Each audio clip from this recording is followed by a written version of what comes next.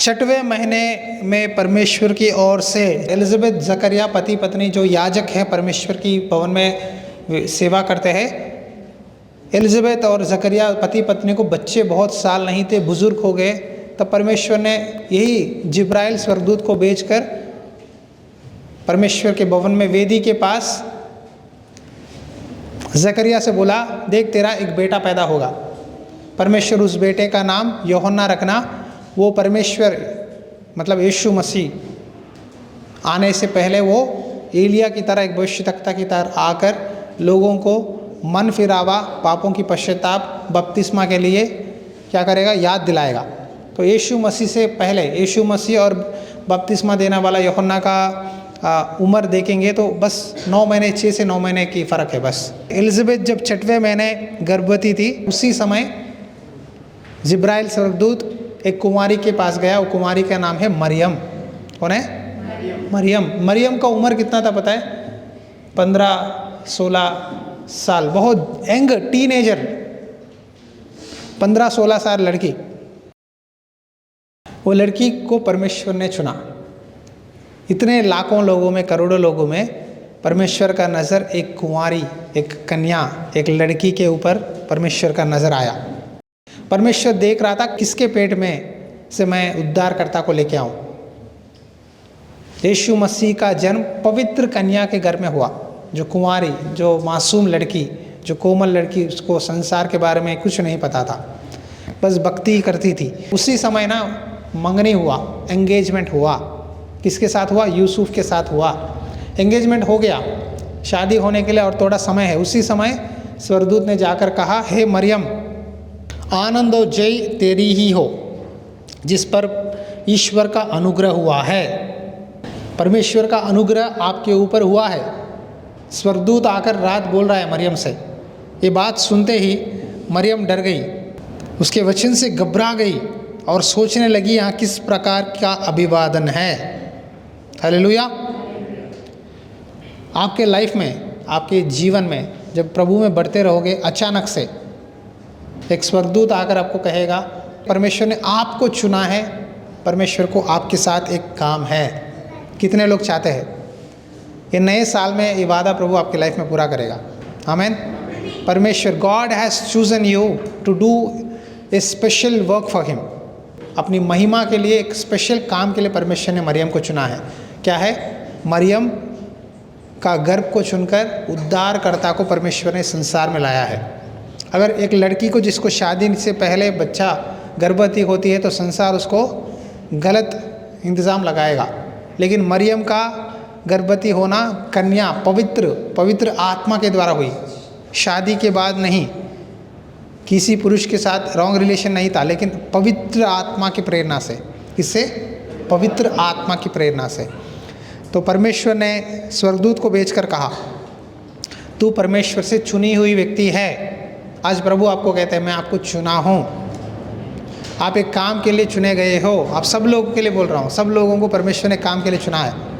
वो नए साल में आपको वो काम करना है।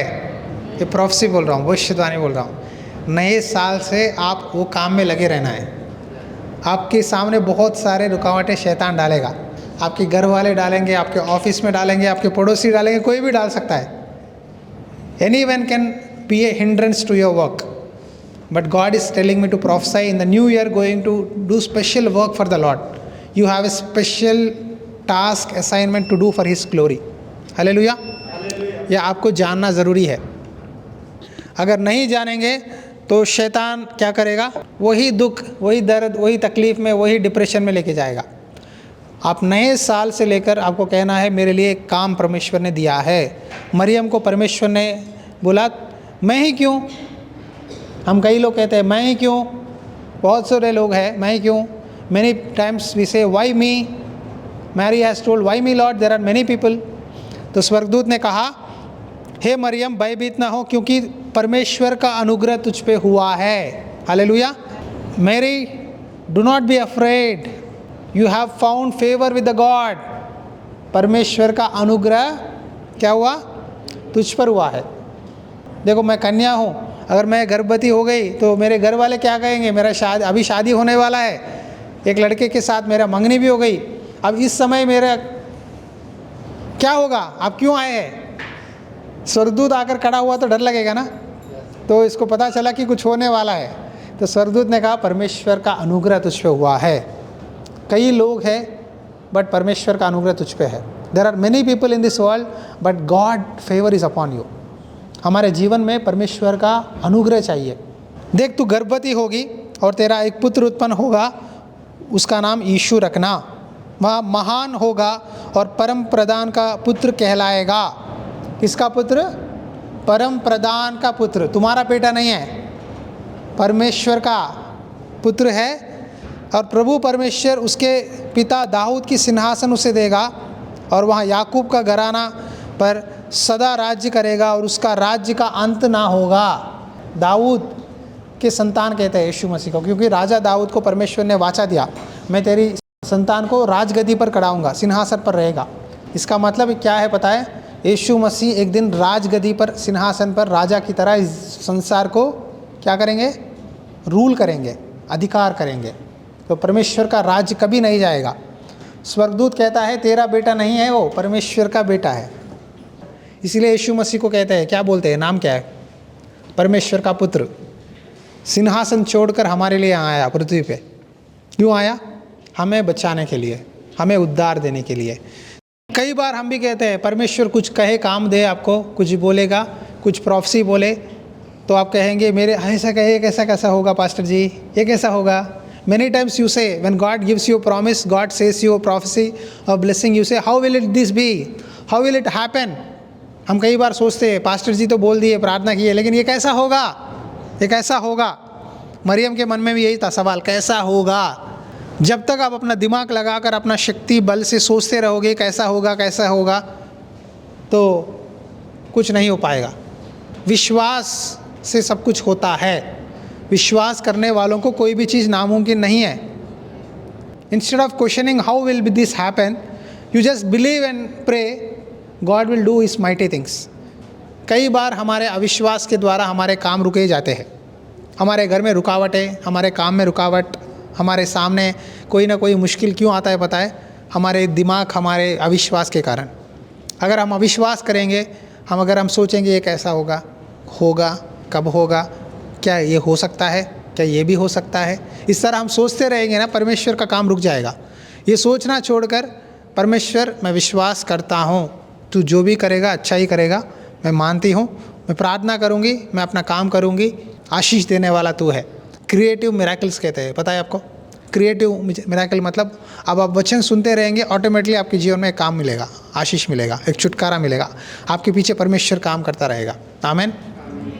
एक परमेश्वर के दास थे, शुरुआत के दिनों में सेवकाई आए थे, तो उनके पास बहुत मुश्किल में थे, पैसे नहीं थे। क्रिसमस आ गया, वो हर दिन प्रार्थना करते ही रहते हैं, ठीक है, रूम में जाकर वचन पढ़ते ही रहते हैं।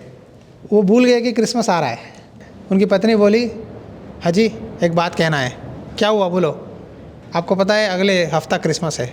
हाँ ठीक है, तो क्या करेंगे? देखो आप पास्टर हो, आप सेवा कर रहे हो, मैं गीत गाती हूँ, हमारे बच्चों को या आपको, मुझे, हमारे पास कपड़े नहीं हैं, नए कपड़े खरीदने के लिए क्रिसमस के लिए, तो कैसा? अच्छा नहीं लगेगा ना? हम चर्च में वचन बोलते हैं, सेवा करते हैं, कपड़े डालना चाहिए ना। अभी आता हूँ, रुको। कमरे में गए, प्रार्थना करें। प्रार्थना करने के समय प्रभु से पूछे, प्रभु हम सेवा कर रहे हैं, तेरे दास को, दासी को, बच्चों को कपड़े चाहिए, अब मदद करो। तो परमेश्वर ने क्या बोला पता है? स्वर्गदूत को भेजा।